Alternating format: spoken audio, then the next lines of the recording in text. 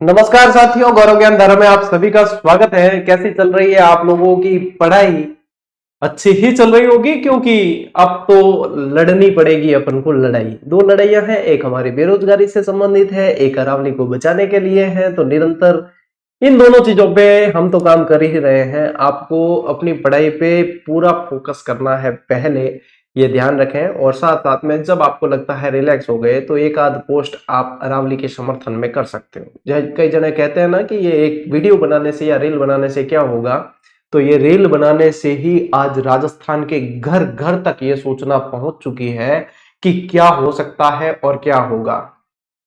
ये ऐसा विरोध 1857 की क्रांति के बाद पहली बार मैं देखने को मिल रहा हूं। 1857 की क्रांति में अंग्रेजों की जमी जमाई सत्ता यहां पे हिल चुकी थी, और अब अरावली को यदि हिलाने की चेष्टा की गई तो अरावली का तो बाल भी बांका नहीं होने वाला है। लेकिन अरावली के अंदर और अरावली के प्रति राजस्थानियों का इतना प्रेम है कि सरकारें हिल सकती है।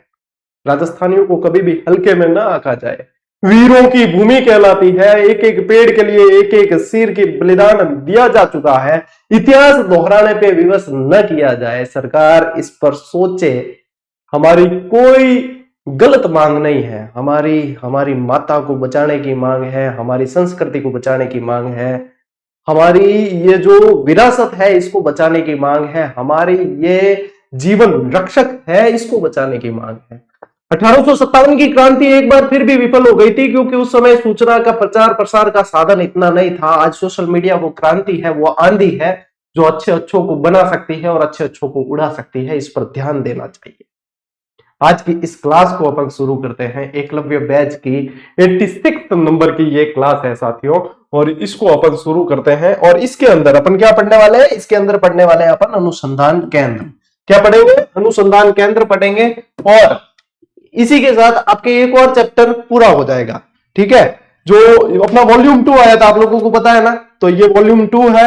और इसको ये बता रहा है इसलिए अभी आपको जैसे लेने की जरूरत नहीं है। यदि आपके पास में कोई कंटेंट है उसको पढ़ते रहे। अंतिम एक महीने में कोई भी कंटेंट में बदलाव नहीं करना चाहिए, क्योंकि मैं इसलिए इसमें बता रहा हूं कि इसमें जो इंडेक्स दे रखी है, अभी देखो मैं आपके सामने इसके अंदर अपन ने देखो सबसे पहला मैंने टॉपिक दिया था राजस्थान के प्रतीक चिन्ह, ये कंप्लीट करवा चुका हूं। दूसरा है राजस्थान की फ्लैगशिप योजनाएं, ये कंप्लीट हो चुकी है। आज तीसरा है अनुसंधान केंद्र, ये हो जाएगा। इसके बाद में प्रमुख धार्मिक स्थल, ये 2 क्लास में, सोमवार और मंगलवार को 2 क्लास में ये पढ़ लेंगे। फिर आएंगे अपने प्रमुख खिलाड़ी, वो एक ही क्लास में अपन पढ़ लेंगे प्रमुख खिलाड़ी, यानी कि ये बुधवार को हो जाएगा।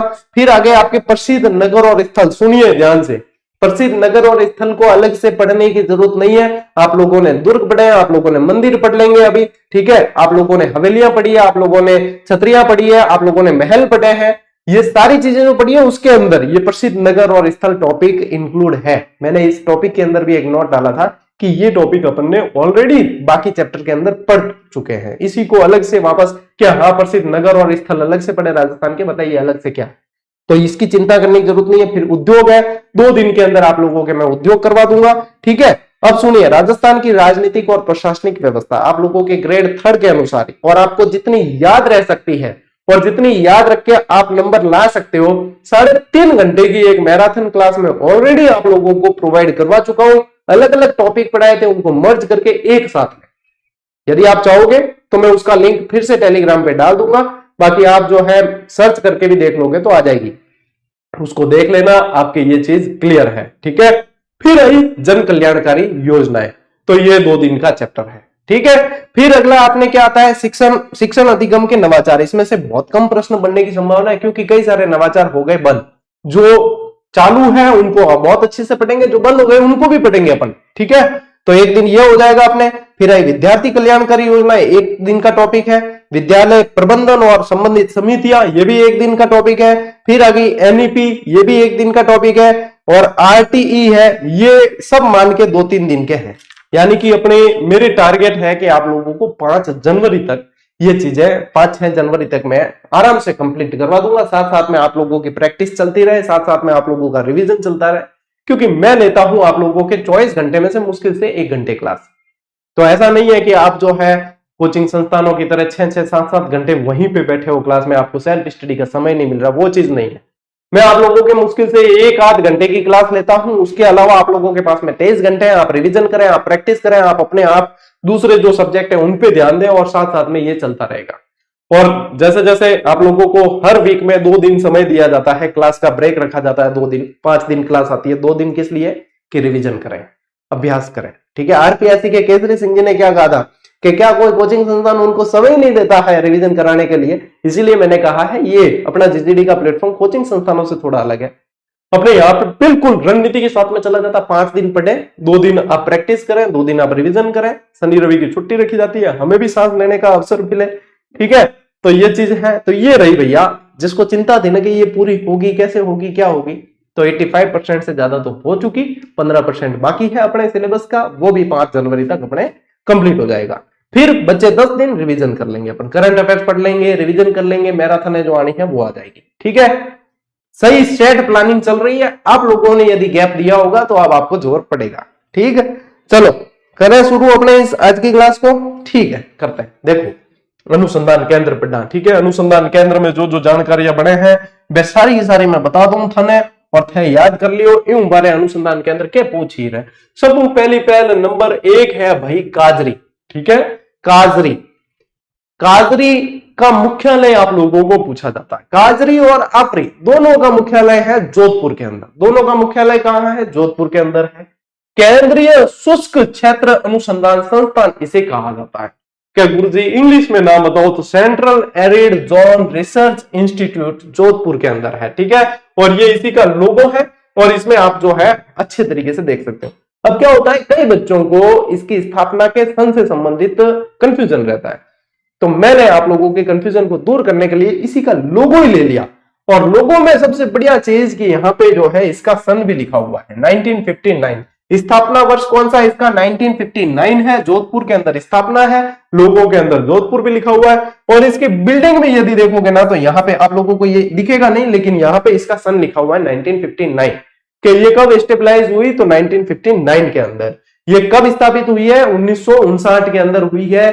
बढ़िया प्रश्न है, सिंपल है लेकिन अच्छा है। ऑस्ट्रेलिया और यूनेस्को के सहयोग से इसे स्थापित किया गया है, ये थोड़ा अच्छा प्रश्न है।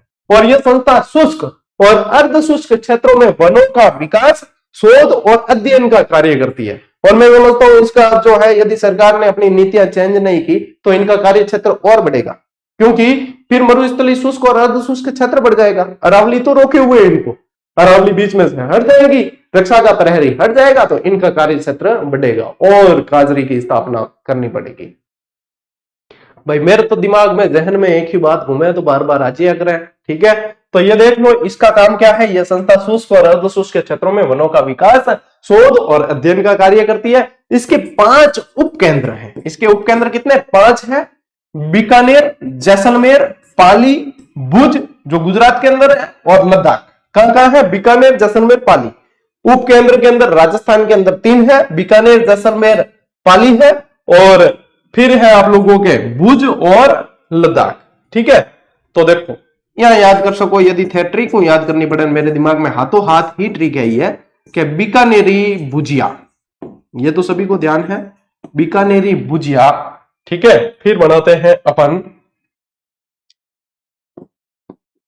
पाली ले जा, ले हाथों हाथ ट्रिक कि बीकानेरी भुजिया पाली ले जा। तो बीकानेरी भुजिया पाली ले और जा, आई शाबाश, हाथों हाथ इन्वेंशन, हाथों हाथ ट्रिक बन गई है। और क्या चाहोगे तुम? कहते हैं एक मुहावरा है कि अंधा क्या चाहे 2 आंखें, और स्टूडेंट क्या चाहे याद करने का तरीका। तो जीजीडी है तो मुमकिन है, ले स्क्रीनशॉट, आगे बढ़ा। फिर देखिए आया आपके आपरी। आपरी क्या है? शुष्क वन अनुसंधान संस्थान। ठीक है, शुष्क वन अनुसंधान संस्थान, एरिड फॉरेस्ट रिसर्च इंस्टीट्यूट इसे कहा जाता है। स्थापना इसकी 1985 में है। 1987-88 में इसने काम प्रारंभ कर लिया था। 1987 कई जगह आपको लिखा मिलेगा, एक्चुअल 1988 में काम प्रारंभ इसने कर दिया था जोधपुर के अंदर। ठीक है, भारतीय वानिकी अनुसंधान एवं शिक्षा परिषद देहरादून द्वारा यह संचालित होती है। ठीक है, भारतीय वानिकी अनुसंधान एवं शिक्षा परिषद देहरादून द्वारा। और इसका उद्देश्य क्या है? राजस्थान, गुजरात राज्यों, दादरा नगर हवेली केंद्र शासित प्रदेश के गर्म शुष्क और अर्ध शुष्क क्षेत्रों में वैज्ञानिक अनुसंधान द्वारा वानिकी के क्षेत्रों में ऐसी तकनीकें विकसित करना जिससे वानस्पतिक क्षेत्र बढ़े और जैव विविधता का संरक्षण हो सके। तो ये इसका उद्देश्य है, ये इसके कार्य हैं आप कह सकते हो। और साथ साथ में मेन चीज तो क्या है, स्थापना और कहां है वो ध्यान रखना है। तो ये भी कहां है, इसका मुख्यालय कहां है, जोधपुर। इसका मुख्यालय कहां है, जोधपुर, ये यहां पे दे रखा है, ठीक है, ध्यान रखना। लो स्क्रीनशॉट। देखो मेन जो है उसकी थोड़ी डिटेल बता रहा हूं, बाकी के अपने को सन और मुख्यालय ही ध्यान रखना है, ठीक है। चलिए आगे बढ़ते हैं। केंद्रीय शुष्क बागवानी संस्थान ICAR सबसे मोस्ट इंपॉर्टेंट है, एग्जामिनर का फेवरेट प्रश्न है कि केंद्रीय शुष्क बागवानी संस्थान कहां है। ये बिछवाल बीकानेर के अंदर है। ये कहां है, बिछवाल बीकानेर के अंदर है। मोस्ट इंपॉर्टेंट कर देना, सबसे ज्यादा महत्वपूर्ण प्रश्न है।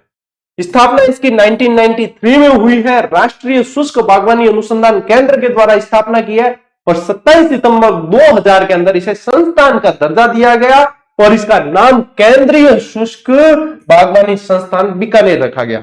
यानी कि कहते हैं कि इसका नाम ये कब आया है, तो 27 सितंबर 2000 के अंदर, सन 2000 में इसका नाम जो है ये रखा गया है। टावरो ध्यान रखियो, बढ़िया प्रश्न है और मोस्ट इंपॉर्टेंट। उद्देश्य क्या है, क्यों स्थापना की, तो शुष्क बागवानी फसलों के राष्ट्रीय जीन बैंक के रूप में कार्य करना, बागवानी फसलों का उत्पादन और उपयोग बढ़ाने के लिए तकनीकी विकास करना इसका उद्देश्य रहा है। तो ये केंद्रीय शुष्क बागवानी संस्थान जो है ना, बाकी सारे अनुसंधान केंद्र में सबसे मोस्ट इंपॉर्टेंट है। भूलने की या छोड़ने की परमिशन आप लोगों को नहीं दी जाती है और याद रखने की परमिशन ग्रांटेड है, ठीक है, याद रखने की परमिशन दी जाती है, याद रखें इसे। चलिए स्क्रीनशॉट लो, आगे बढ़ते हैं। अगला देखिए, रारी, ये बहुत बार बनता है, ये भी मोस्ट इंपॉर्टेंट कर देना। राजस्थान कृषि अनुसंधान संस्थान रारी दुर्गापुरा जयपुर के अंदर है। कहां है, दुर्गापुरा जयपुर। यह याद नहीं रहा ना, तो देखो मैं बोर्ड और फोटो ही लिया हो कि राजस्थान एग्रीकल्चर रिसर्च इंस्टीट्यूट कहां है, दुर्गापुरा जयपुर। और एक ए यानी इन बोर्ड में हट गयो है, अपा लगा दा कि कौन, दुर्गापुरा जयपुर के अंदर है। मोस्ट इंपॉर्टेंट, यह श्री कर्ण नरेंद्र कृषि विश्वविद्यालय जोबनेर जयपुर का एक घटक है। इंपॉर्टेंट चीज भैया, डिटेल यदि पढ़नी है। 1943 में इसकी स्थापना हुई है और 1977 में फसल अनुसंधान की जिम्मेदारी इसे दी गई है, ठीक है। स्थापना कब है, 1943, 1943 के अंदर इसकी स्थापना है। उद्देश्य क्या है, कृषि उत्पादन प्रणालियों की उत्पादकता, लाभप्रदता और स्थिरता बढ़ाने के लिए अनुसंधान करना। अनुसंधान के लिए है, रिसर्च इंस्टीट्यूट है ये, तो आप लोगों को ध्यान रखना है। ये दुर्गापुरा जयपुर के अंदर है रारी का मुख्यालय, ठीक है। Rajasthan agriculture research institute, most important. लीजिए स्क्रीनशॉट, फिर बढ़ते हैं आगे। अगला देखिए, सरसों अनुसंधान निदेशालय कहां है, ये सेवर भरतपुर के अंदर। मोस्ट इंपॉर्टेंट है ये। देखो इसमें भी सन देखना हो तो इसी का लोगो है 1993, ठीक है। सरसों अनुसंधान निदेशालय, स्थापना इसकी 20 अक्टूबर 1993 को होती है। स्थान सेवर भरतपुर में। पूर्व में इसे राष्ट्रीय सरसों अनुसंधान के रूप में संचालित किया गया था और 11वीं पंचवर्षीय जो योजना आई उसमें इसे सरसों अनुसंधान निदेशालय के रूप में उन्नत कर दिया गया। पहले प्रारंभ में यह सरसों अनुसंधान केंद्र के रूप में था, फिर बाद में सरसों अनुसंधान निदेशालय के रूप में इसे तब्दील कर दिया गया। कौन सी योजना में, 11वीं योजना के अंदर। कार्य क्या है इसका, राई सरसों के आनुवंशिक संसाधनों और उस पर जानकारी के लिए राष्ट्रीय निक्षेपागार का यह कार्य करता है। तेल और बीज आहार की उत्पादकता और गुणवत्ता में सुधार करने के लिए बुनियादी कार्यनीतिक और अनुप्रयुक्त अनुसंधान है ये, ठीक है। यानी कि तेल वाले बीजों से रिलेटेड, जिसमें राई और सरसों जो है वो महत्वपूर्ण है, उसके आधारित जो है ये जानकारी के लिए ये काम करता है, ठीक है। तो ये ध्यान रखना आपको। 1993 सेवर भरतपुर, ये पूछा जा सकता है कि इसको नाम बदल के सरसों अनुसंधान निदेशालय कब किया गया। मोस्ट इंपॉर्टेंट चीज है, स्क्रीनशॉट ले लो। अगला देखिए, केंद्रीय भेड़ और ऊन अनुसंधान संस्थान CSWRI। यहां पे आप जो है इनकी एक पोस्ट भी देख रहे हो, भारत की 7.5 करोड़ भेड़ों और भेड़ पालकों का हितैषी, किसानों का सच्चा साथी CSWRI एट ग्लांस, ठीक है। यहां पे इनका एड्रेस तक दे रखा है, यानी कि यह है कहां, टोंक के अंदर है। अविका नगर मालपुरा टोंक में है और 1962 में इसे स्थापित किया गया। 1962 में इसे स्थापित किया गया। भारतीय कृषि अनुसंधान परिषद का ही एक प्रमुख संस्थान है। यहां पे देखोगे आप तो ICAR का लोगो यहां पे देखने को मिलेगा आपको, ठीक है। और इधर है CSWRI का लोगो, यानी कि ये इसी का ICAR का ही एक प्रमुख संस्थान है जो भेड़ों और खरगोशों पर अनुसंधान करता है। प्रशिक्षण और विस्तार गतिविधियों में यह लगा हुआ है। भेड़ और खरगोश भी है, ध्यान रखना, भेड़ और खरगोश दोनों पे यह अनुसंधान करता है। भेड़ मुख्य है। फिर देखिए मोस्ट इंपॉर्टेंट एक और चीज, राष्ट्रीय उष्ट्र अनुसंधान केंद्र, उष्ट्र यानी कि ऊंट, उष्ट्र यानी कि ऊंट अनुसंधान केंद्र, इसकी स्थापना 20 सितंबर 1995 को होती है जोहड़बीड़ बीकानेर के अंदर। कहां होती है? जोहड़बीड़ बीकानेर, जोहड़बीड़ बीकानेर मोस्ट इंपॉर्टेंट है।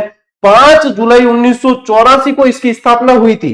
एक ऊंट निदेशालय के रूप में इसकी स्थापना हुई थी और यह भारतीय कृषि अनुसंधान परिषद का ही एक प्रमुख अनुसंधान केंद्र है। यह भी भारतीय कृषि अनुसंधान केंद्र का, यहां पे देखो इसके भी गेट पर यहां भारतीय कृषि अनुसंधान केंद्र यानी ICAR का लोगो देखने को मिल रहा है, ठीक है। तो यह आप लोगों को ध्यान रखना है। देखो इसकी स्थापना ऊंट निदेशालय के रूप में 1984 में कर दी गई थी। 1995 में इसे जो है उष्ट्र अनुसंधान केंद्र के रूप में स्थापित किया गया, ठीक है। मोस्ट इंपॉर्टेंट चीज है, स्क्रीनशॉट ले लीजिए, ठीक है। अब देखिए, अब यहां तक आप लोगों को मैंने डिटेल जानकारी दे दी।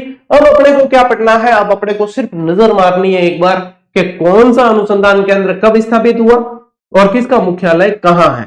बस इसमें से आप लोगों के अनुसंधान केंद्र में यही जानकारी पूछी जानी है। इसी के साथ में अपना ये टॉपिक भी, ये जैसे अपन पढ़ लेंगे ये टॉपिक अपना पूरा हो जाएगा। आगे बात समझ, ठीक है। चला पढ़ा। देखो राजस्थान का पहला यांत्रिकी कृषि फॉर्म कौन सा है? यांत्रिकी कृषि फॉर्म आपका है सूरतगढ़ गंगानगर के अंदर। 1956 में 1956 में रूस की सहायता से इसे स्थापित किया गया था। देखो सूरतगढ़ एक तो ध्यान रखना है रूस की सहायता से, एक जैतसर ध्यान रखना है, दूसरा है वो जो कनाडा की सहायता से है, ठीक है। जैतसर कनाडा की सहायता से है और ये रूस की सहायता से है। तो सूरतगढ़ वाला 1956 में स्थापित किया गया रूस की सहायता से और दूसरा यांत्रिकी कृषि फॉर्म जैतसर में है जो कनाडा की सहायता से स्थापित हुआ। फिर आगे आपने काजरी, फिर आगे आपने काजरी central arid zone research institute Jodhpur 1959 और केंद्रीय शुष्क क्षेत्र अनुसंधान संस्थान, इसका हिंदी में नाम है। फिर आता है शुष्क वन अनुसंधान संस्थान AFRI arid forest research institute 1985 Jodhpur. अभी अपन ने डिटेल पढ़ी है इसके बारे में। फिर देखिए राजस्थान राज्य कृषि विपणन बोर्ड, यह है 1974 में स्थापित है और जयपुर के अंदर है। राजस्थान राज्य भंडारण निगम, इसका मुख्यालय कहां है? इसका मुख्यालय भी जयपुर के अंदर है और 23 दिसंबर 1957 को स्थापना की गई इसकी। फिर देखो राजस्थान राज्य सरकारी spinning and ginning mills federation limited, 1 अप्रैल 1993 को इसकी स्थापना की गई। साथ ही ध्यान रखो कि राजफेड राजस्थान राज्य सरकारी क्रय विक्रय संघ लिमिटेड जो है वो 26 नवंबर 1957 को जयपुर में स्थापित हुआ है। फिर अभी अपन ने पढ़ा है एक राष्ट्रीय सरसों अनुसंधान केंद्र, वो कब है, कहां है? आपके सेवर भरतपुर में और 1993 के अंदर है 1993। ये मोस्ट इंपोर्टेंट है, ध्यान रखना। ये सरसों अनुसंधान केंद्र मोस्ट इंपोर्टेंट है। राष्ट्रीय मसाला बीज अनुसंधान केंद्र, ये भी मोस्ट इंपोर्टेंट है, तबीजी अजमेर वाला, ठीक है। ये कहां है? तबीजी अजमेर, 22 अप्रैल 2000 में, डुमरा के निकट है ये। 22 अप्रैल 2000 के अंदर इसकी स्थापना की गई है, ठीक है। अगला देखिए जोजोबा होहोबा कृषि फॉर्म, इसके 3 जगह ध्यान रखना है आपको, डंड जयपुर, फतेहपुर सीकर और झज्जर बीकानेर। जोजोबा होहोबा का काम क्या है? इसका काम है भारी तेल के रूप में इसको जो है काम में लिया जाता है, ठीक है ना। ये जोजोबा होहोबा इजरायली पौधा है, ठीक है, ध्यान रखना। ये स्क्रीनशॉट लो। ऐसे ये वॉल्यूम 2 के अंदर आप लोगों को ये सारणी मैंने पूरी दे रखी है, ये उसी के अंदर से मैंने यहाँ पे उसी के अंदर से लिया, वहीं से मैं पढ़ा रहा हूं आप लोगों को, ठीक है ब्रो। चलो आगे बढ़ा के, ओके। अब देखिए इसबगोल अनुसंधान केंद्र कहां है? मंडोर जोधपुर के अंदर। इसबगोल अनुसंधान केंद्र कहां है? मंडोर जोधपुर। तो बताओ इसबगोल की मंडी कहां है? ये कमेंट करके बताना। केंद्रीय कृषि अनुसंधान केंद्र कहां है? दुर्गापुरा जयपुर के अंदर, ठीक है। बीज गुण नियंत्रण प्रयोगशाला कहां है? दुर्गापुरा जयपुर के अंदर है ये भी। मक्का अनुसंधान केंद्र का है, ये फसलों से संबंधित अनुसंधान केंद्र आ गए आपके, मक्का अनुसंधान केंद्र कहाँ है आपके बयाना भरतपुर के अंदर और मोखर गांव बांसवाड़ा के अंदर। बयाना भरतपुर और मोखर गांव बांसवाड़ा के अंदर है। बाजरा अनुसंधान केंद्र कहाँ है साथियों, बाड़मेर के अंदर है बाजरा अनुसंधान केंद्र। ज्वार अनुसंधान केंद्र कहाँ है, ज्वार अनुसंधान केंद्र है उदयपुर के अंदर, वल्लभनगर। कहाँ है, वल्लभनगर उदयपुर में। चावल अनुसंधान केंद्र कहाँ है, भारत के अंदर सबसे ज्यादा खाई जाने वाली यदि कोई फसल है तो वो चावल है। गेहूं तो बहुत कम खाते हैं, गेहूं तो ये हरित क्रांति के बाद में खाने लगे, ठीक है। उससे पहले तो राजस्थान में और तो बाजरा ही खाते थे। और चावल यदि भारत को देखे तो चावल, क्योंकि साउथ इंडियन आप देखो ज्यादातर चावल ही मिलेंगे आप लोगों को, ठीक है। तो ये देखो चावल अनुसंधान केंद्र बांसवाड़ा के अंदर है। कपास अनुसंधान केंद्र कहाँ है, श्री गंगानगर के अंदर है। खजूर अनुसंधान केंद्र कहाँ है, बीकानेर के अंदर है।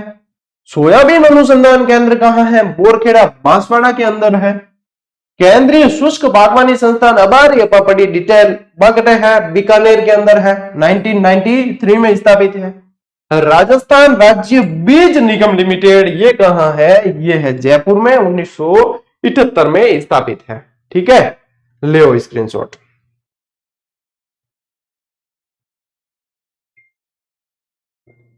बढ़े आगे, ओके। अब देखिए ये तो अपन ने ये दो तो पढ़ लिए, अभी पढ़े हैं ये दो तो इसी लास्ट स्लाइड में भी थे।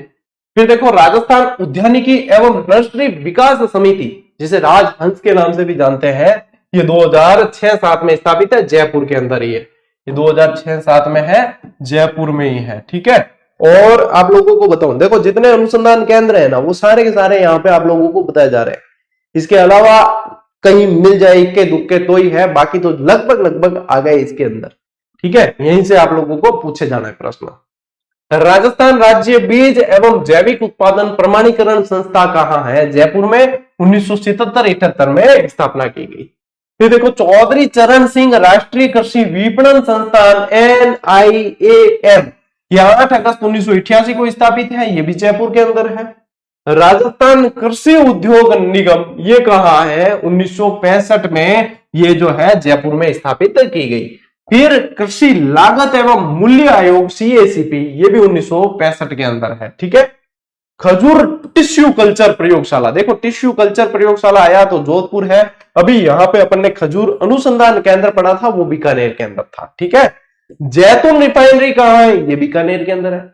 लूणकरणसर, ठीक है, लूणकरणसर बीकानेर के अंदर है, 2014 में इसकी स्थापना की गई है। राजस्थान कृषि अनुसंधान संस्थान रारी दुर्गापुरा जयपुर के अंदर, 1943, बहुत अच्छा प्रश्न बनता है इससे। केंद्रीय शुष्क बागवानी संस्थान बिचवाल बीकानेर, 1993। कृषि व्यवसाय प्रबंधन संस्थान 2000 के अंदर जयपुर में। और टिश्यू कल्चर प्रयोगशाला डायरेक्ट पूछे तो झालावाड़ के अंदर है। टिश्यू कल्चर प्रयोगशाला आपको डायरेक्ट पूछते हैं तो झालावाड़ के अंदर है। बहुत अच्छा प्रश्न है ये भी, लीजिए स्क्रीनशॉट।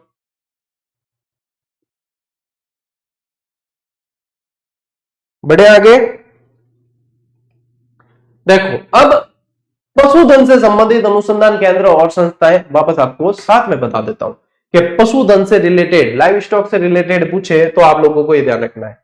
केंद्रीय भेड़ एवं ऊन अनुसंधान संस्थान अभिकानगर मालपुरा टोंक, अभी अपन ने पढ़ा था वही, CSWRI, ठीक है, 1962। केंद्रीय ऊन विकास बोर्ड व भेड़ अनुसंधान भेड़ शिक्षण संस्थान ये जोधपुर के अंदर है, 1973 में स्थापित है। ऊन विश्लेषण प्रयोगशाला कहाँ है, बीकानेर के अंदर है।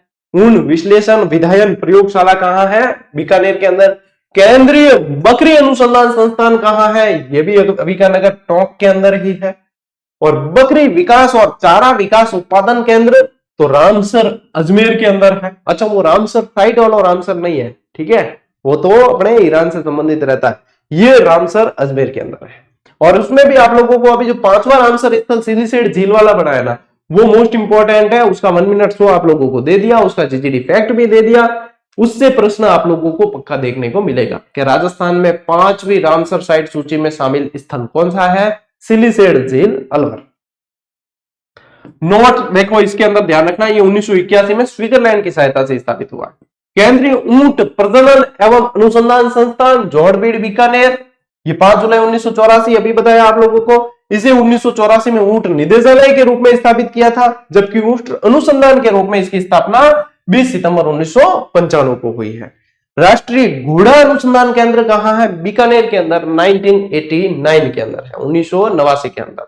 चलो स्क्रीनशॉट लो टाबलो, इनको भी स्क्रीनशॉट लो तो वो भी थारे पक्को पूछिए कि हाँ वो भी बढ़ा दियो। इसके बाद देखो विभिन्न अनुसंधान और प्रजनन केंद्र यानी पशुओं से रिलेटेड, और आप देख लो कि अलग अलग, जैसे गायों के अलग है वगैरह, है ना, तो वो सारे भी वापस देख लो आप। कि मेवाती गाय प्रजनन केंद्र कहां है? बस्सी जयपुर के अंदर है। हरियाणवी गाय प्रजनन केंद्र कहां है? कुमेर भरतपुर के अंदर है। मालवी गाय प्रजनन केंद्र कहां है? डग झालावाड़ के अंदर है। सांचौरी गाय का सांचौर में ही होगा, सांचौर जालोर। राठी गाय का नौहर के अंदर है, नौहर हनुमानगढ़। अच्छा प्रश्न है।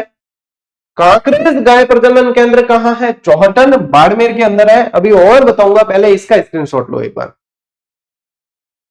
इसके बाद देखो गिर गाय प्रजनन केंद्र कहां है? डग झालावाड़ और रामसर अजमेर, दोनों जगह ध्यान रखना। गिर का दोनों जगह आप लोगों को ध्यान रखना है। थारपारकर गाय कहां है? इसका प्रजनन केंद्र किशनगढ़ अजमेर के अंदर। अब थारपारकर गाय यदि देखेंगे अपन अधिक कहां पाई जाती है, तो अपने सीमावर्ती जिलों के अंदर पाई जाती है, लेकिन इसका प्रजनन केंद्र कहां है? अजमेर के अंदर है, तो ये स्पेशली ध्यान रखना। मुर्रा भैंस प्रजनन केंद्र कुमेर भरतपुर और डग झालावाड़ के अंदर। केंद्रीय भैंस प्रजनन और अनुसंधान केंद्र, इसको मोस्ट इंपोर्टेंट कर देना, यह अच्छा प्रश्न है, वल्लभनगर उदयपुर के अंदर है। केंद्रीय बकरी अनुसंधान केंद्र और प्रजनन केंद्र, ये जो है ये भी मोस्ट इंपोर्टेंट है, और ये अंबिकानगर टोंक के अंदर है। बकरी प्रजनन और प्रजनन फार्म और चारा उत्पादन केंद्र, ये भी मोस्ट इंपोर्टेंट, और ये कहां है? ये अभी आप लोगों को बताया था, रामसर अजमेर में है। फिर देखो जैसलमेरी भेड़ प्रजनन केंद्र, ये कहां है? पोखरण जैसलमेर और मंडोर जोधपुर। मानपुरी भेड़ प्रजनन केंद्र, ये कहां है? ये जयपुर के अंदर। मारवाड़ी भेड़ प्रजनन केंद्र कहां है? जोधपुर के अंदर। चोगला भेड़ प्रजनन केंद्र कहां है? कोडमदेशर बीकानेर के अंदर। मगरा भेड़ प्रजनन केंद्र, मगरा तो पाई बीकानेर में जाती है, तो बीकानेर के अंदर। पुंगल भेड़ प्रजनन केंद्र, ये भी बीकानेर। नाली भेड़ प्रजनन केंद्र, नाली कौन सा क्षेत्र है? गग्गर के जो बहाव क्षेत्र, उसको नाली कहते हैं, तो नाली भेड़ प्रजनन केंद्र हनुमानगढ़ में। सोनारी भेड़ प्रजनन केंद्र कहां है? चित्तौड़गढ़ के अंदर है। तो पशुओं से रिलेटेड भी जितने प्रजनन केंद्र है, अनुसंधान केंद्र है, वो सारे मैंने बता दिए हैं। स्क्रीनशॉट लो भाई जी, ठीक है। और इसी के साथ में शॉर्ट एंड स्वीट क्लास थी। अनुसंधान केंद्र में ज्यादा कुछ है नहीं। अब जैसे उद्योगों से संबंधित रहे अनुसंधान केंद्र, मैं बता देता हूं। तो चूंकि अपन को उद्योग पूरा टॉपिक ही पढ़ना है, तो डबल टाइम क्यों लगाया जाए? उसके अंदर अपन वैसे ही संस्थाएं पढ़ेंगे, उसके अंदर वैसे ही उनके जो है अनुसंधान केंद्र पढ़ेंगे, उनसे रिलेटेड जहां जहां उनके मुख्यालय सारे पढ़ने हैं, तो वो तो उद्योग में अपन पढ़ लेंगे। औद्योगिक के अलावा अपने जो है हो गए सारे के सारे अनुसंधान केंद्र। आप लोगों को अब ये जानकारी आपको याद रखनी है और अच्छे तरीके से पढ़ना है। साथियों ध्यान रखना कि जिस समय आप ये सोचकर बैठ जाते हो कि अब हम जो है बहुत अच्छे जोन में आ चुके हैं, वहीं पे आप रिलैक्स करने लगते हो, तभी अगला खिलाड़ी आप लोगों से आगे निकल जाता है। तो कभी भी रिलैक्स मूड में नहीं आइए। जब तक आप अपना लक्ष्य हासिल नहीं कर जाते, तब तक तो बैठना ही नहीं है, तब तक तो रुकना ही नहीं है, क्योंकि रुककर भी हमने क्या उखाड़ लिया, जो हम जो है अब और हम रुक के थोड़ा सा रेस्ट करना चाहें। ये रेस्ट, ये आराम अब सिलेक्शन के बाद ही किया जाए, क्योंकि तभी अच्छा लगेगा। अभी हमने आराम भी कर दिया तो कई लोग ताने मारेंगे, और उन तानों का जवाब क्या? सिर्फ एक, आपकी सफलता। तो जब तक सफल नहीं होते हो तब तक रुकना नहीं है, ध्यान रखना इस बात को। तो इसी के साथ अपनी ये क्लास यहीं पे अपन समाप्त करते हैं, और अब मिलेंगे साथियों अगली क्लास में, अगले सेशन के अंदर। तब तक के लिए राम राम, जय हिंद।